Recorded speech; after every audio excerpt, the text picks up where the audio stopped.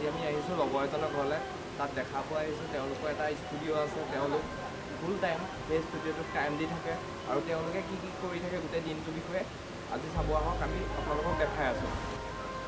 ক'ত আছা অঁ আগফালে আহা আমি ৰাখিলোঁ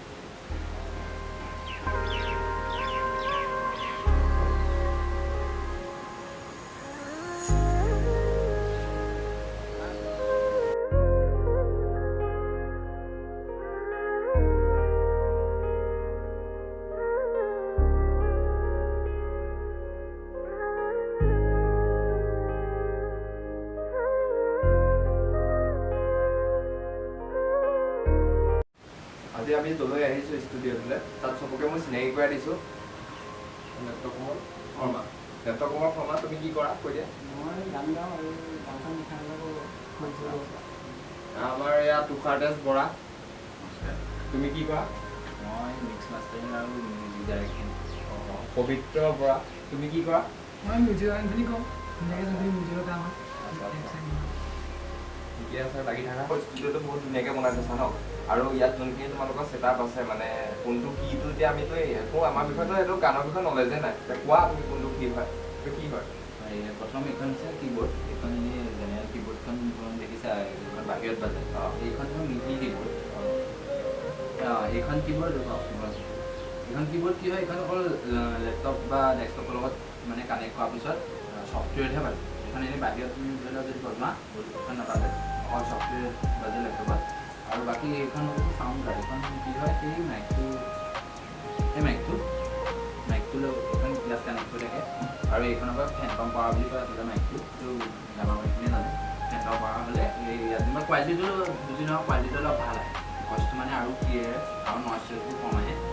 আৰু মাইকটোৱে বেছি ভাল হয় সেই কাম কৰে সেইখনলৈ চাউণ্ড কাৰ্ডখন আৰু তাত স্পীকাৰো লগাব পাৰি তাৰ লগত কানেক্ট কৰি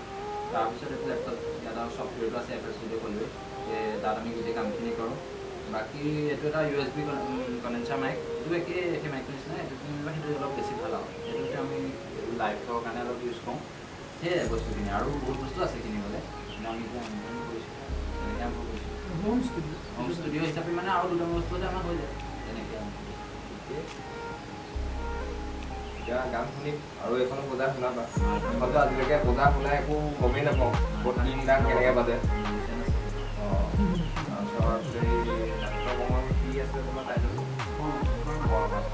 গান এটা গোৱা আমিও শুনো আহিছোঁ যেতিয়া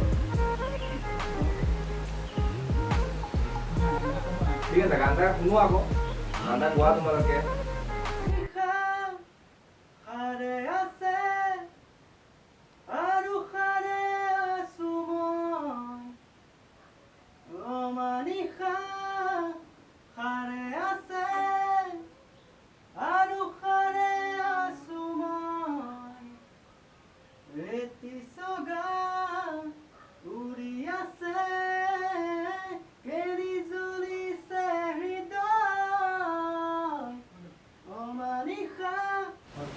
এতিয়া আপোনালোকে গম পালে নেত্ৰকমলৰ ভইচটো কেনেকুৱা বা গানটো কেনেকৈ গালে এতিয়া যোনটো মানে অকল খালি গানটো গাইছে ন আৰু যোনটো ইয়াত কামখিনি হয় সেইটো গান কেনেকুৱা শুনি মানে সেইটো এতিয়া শুনাই দিব আমাক শুনাই দিয়া গানটো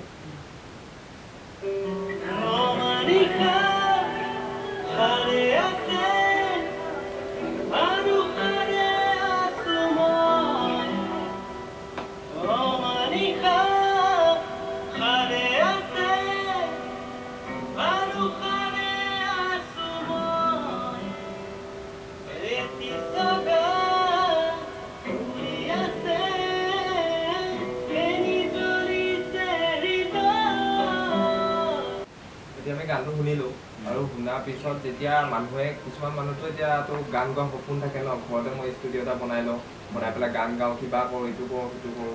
তেনেকৈতো চবৰে সপোন এটা থাকে ন পইচা পাতি অভাৱতো তেনেকৈ কৰিব নোৱাৰে যদি এনেকুৱা ষ্টুডিঅ' এটা বনাওঁ বা কিছুমান লোকেতো বনাবই ন তেতিয়া কি কৰিব লাগিব তাৰমানে আৰম্ভণি আমিও এটা লেপটপৰ পৰাই কৰিছোঁ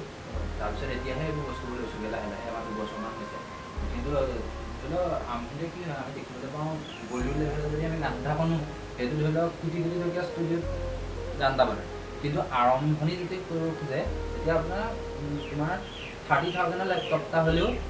আৰম্ভ কৰিব পাৰা মানে মেইন কথাটো হৈছে ছফ্টৱেৰটো লাগে ছফ্টৱেৰটো এনেই কিনিবলৈ গ'লে দামী ছফ্টৱেৰবোৰত 15,000-20,000 টকা পৰে কিন্তু যদি কোনোবা আৰম্ভণি কৰিব খুজিছে কভাৰচন গাব তেতিয়া অডাচিটি বুলি ফ্ৰী এপ আছে তাৰ পৰাও গানটো কাম আৰম্ভ কৰিব পাৰে প্ৰথমতে শিকক আৰু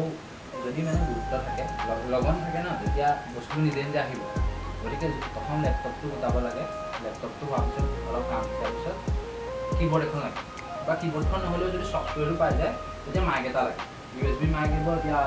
900-1000 পৰা আৰম্ভ হৈ যায় তাৰপিছৰ পৰা তোমাৰ যদি টেলেণ্ট থাকে তুমি কাম আৰম্ভ কৰিব পাৰা আৰু লাহে লাহে বস্তু তেনেকৈ আহিব কিন্তু বহুত টকা প্ৰথমতে খৰচ কৰি পেলাই লাভ নাই কামটো সৰুৰ পৰা আৰম্ভ কৰিব লাগে পিছত লাহে লাহে চব নিজে কামটো শিকিব লাগে সেইটোৱে গাব বিচাৰ বা বেলেগে কোনোবাই যদি গাব বিচাৰে তোমালোকে মানে কেনেকে কি কৰিবা প্ৰচেছটো ন প্ৰথমতে গানটো বনাবলৈ হ'লে প্ৰথমতে ধৰি লওক অফিচিয়েল যদি তোমাৰ গান এটা লিখে প্ৰথমটো লিখিব লাগিব গানটো লিৰিক্সখিনি লাগিব তাৰপিছত লিৰিক্সটো হোৱাৰ পিছত আমি কম্প'জখিনি নিজেও কৰিব পাৰিম আমিও কৰিব পাৰিম কম্প'জটো কৰাৰ পিছত তোমাৰ আমি গানটো চাম গানটো কম্প'জ তাৰপিছত স্কেলটো চাম আমি কি স্কেলত আছে তাৰপিছত গানটো জনাৰটো মতে মানে আমি গোটেই গানটো কম্প'জ কৰিম তাৰপিছত মিউজিক চিউজিক বজাবখিনি গানটো মাতি বজাম